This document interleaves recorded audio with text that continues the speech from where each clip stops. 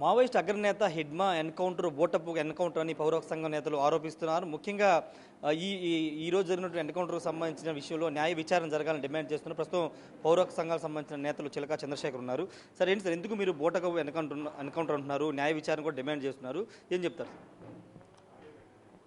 హిడ్మాకు సంబంధించినటువంటి అనుచరులు కానీ లేదా ఆయన సెక్యూరిటీ సిబ్బంది కానీ కానూరులో అరెస్ట్ కాబడ్డారు. కానూరులో అరెస్ట్ కాబడ్డారని మేము చెప్పట్లేదు, ఇంటెలిజెన్స్ చీఫ్ లడ్డా చెప్తా ఉన్నాడు. మరి ఆయన అనుచరులు, ఆయన సెక్యూరిటీ పర్సన్స్ కానూరులో ఉంటే హిడ్మా మారేడుమిల్లిలో ఎట్లా ఎన్కౌంటర్ అవుతాడు? చంద్రబాబు నాయుడు ఒక చోట ఉంటే ఆయనకి సెక్యూరిటీ పర్సన్స్ ఇంకో చోట ఉండరు. కాబట్టి అలాంగ్ విత్ ఎవరైతే హిడ్మా ఉన్నారో హిడ్మాతోనే ఉంటారు వాళ్ళు కూడా. కాబట్టి హిడ్మాని ఇక్కడి నుంచి పట్టుకొని వెళ్ళి మారేడుమిల్లి ఆయనని కాల్చి చంపే టయానికి ఇక్కడ కూడా కానూరులో ఆ బిల్డింగ్ మీద దాడి చేసి వీళ్ళ మీద కూడా వీళ్ళు మొత్తం కూడా ఏదైతే షెల్టర్ జోన్గా దీన్ని ఉపయోగిస్తున్నారని చెప్తున్నారు. కాబట్టి సెక్యూరిటీ పర్సన్స్ ఒక చోట లేదా నాయకుడు ఒక చోట ఉండటం అనేది చాలా దుర్లభం.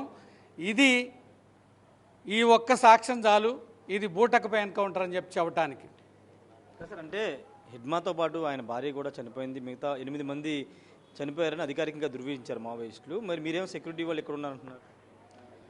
నేను చెప్పటం కాదు, మీరు కూడా లడ్డాని ఆయనని ప్రెస్ మీట్ చూడండి. ఆయన ప్రెస్ మీట్లో చెప్పారు, దళం తిరుగుతుంది అనటానికి సరిపడా దళం అంటే 7-8 మంది ఉంటారు. కాబట్టి ఆ 7-8 మందిని పట్టుకొని వెళ్ళి కాల్చి చంపేసి ఆయన హిడ్మాకి సంబంధించిన దళం అని చెప్పేసి చెప్తా ఉన్నారు. దళానికి సంబంధించి 7-8 మంది ఉంటారు కాబట్టి ఇక్కడి నుంచి పట్టుకెళ్ళిన వాళ్ళు కూడా. అట్లనే మొత్తం టోటల్గా ఈ 6 గంటల నుంచి 7 గంటల మధ్య దాదాపు 5 జిల్లాల్లో 72 మందిని పోలీసులు అదుపులో తీసుకున్నారు. విజయనగరం జిల్లా, కాకినాడ జిల్లా, ఏలూరు జిల్లా, కృష్ణా జిల్లా, ఎన్టీఆర్ జిల్లా, ఈ మొత్తం మీద. ఇక్కడైతే వాళ్ళు చెప్పేది 31 మంది అని చెప్తున్నారు, ఇప్పుడు 27 మందినే చూపిస్తున్నారు. 28 మంది చూపిస్తున్నారు, మిగతా వాళ్ళు ఎవరు? అట్లనే మేము ఇంకొక ఆరోపణ ఏమైతే చేస్తున్నామంటే దేవ్జీ ఎవరైతే ఉన్నారో వాళ్ళ సెంట్రల్ కమిటీ సెక్రటరీ, ఆ సెక్రటరీ కూడా పోలీసుల అదుపులోనే ఉన్నాడు. ఆయనను కూడా చంపే ప్రయత్నం ఈ పోలీసులు చేస్తూ ఉన్నారు, ఈ కూటమి ప్రభుత్వం చేస్తూ ఉంది. ఎందుకంటే ఆయన అనుచరులు 9 మంది ఇక్కడ అదుపులో ఉన్నారు అని చెప్పేసి లడ్డా స్టేట్మెంట్ ఇంగ్లీష్ పేపర్లో నేను మీడియాలో చూశాను. మరి ఆయన అనుచరులు ఇక్కడ ఉండి దేవ్జీ మాత్రం ఏఓబీలో తిరుగుతున్నాడని చెప్పేసి అక్కడ గాలింపు చర్యలు అని చెప్తున్నారు. ఇది పక్కా బోటకం. ఆయనను కూడా కాల్చి చంపే ప్రయత్నంలో భాగంగానే ఈ రకమైనటువంటి ప్రచారం, లీకులు మీడియాకి వదులుతూ ఉన్నారు. కాబట్టి వాళ్ళ ప్రాణాలని, వాళ్ళ జీవించే హక్కును హరించే విధంగా ఈ ప్రభుత్వం వ్యవహరిస్తూ ఉంది. ఈ ప్రభుత్వం రాజ్యాంగం మీద ప్రమాణం చేసి ఆ రాజ్యాంగంలోని ప్రాథమిక హక్కులు ఏవైతే ఉన్నాయో ఆ హక్కుల్ని కాలరాస్తూ ఉంది. ఈ రకంగా కాలరాయటం కానీ జరిగితే ప్రజలు కూడా ఇదే నేర్చుకుంటారు, లేదా తిరుగుబాటుదారులు కూడా ఇదే నేర్చుకుంటారు. ఇదే పద్ధతిని పాలకుల మీద కూడా ఉపయోగిస్తారు. కాబట్టి చట్టబద్ధ పాలన అనేది ప్రభుత్వాలు చేయాలి, రాజ్యాంగబద్ధ పాలన చేయాలి అని చెప్పేసి పౌర హక్కుల సంఘంగా మేము డిమాండ్ చేస్తున్నాం. న్యాయ విచారణ కూడా మీరు ఇంతకుముందు డిమాండ్ చేశారు.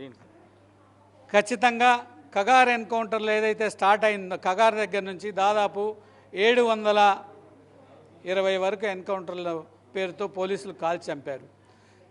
మేము ఎవరిని ఇది మేమైతే ఒక ఆరోపణలు చేస్తున్నాం. మా ఆరోపణలు అనుకుంటే సిట్టింగ్ జడ్జి చేత విచారణ జరిపించమని, సిట్టింగ్ జడ్జి చేతనే హైకోర్టు కానీ సుప్రీంకోర్టు కానీ విచారణ జరిపితే ఆ విచారణలో తేటతెల్లం అవుతాయి.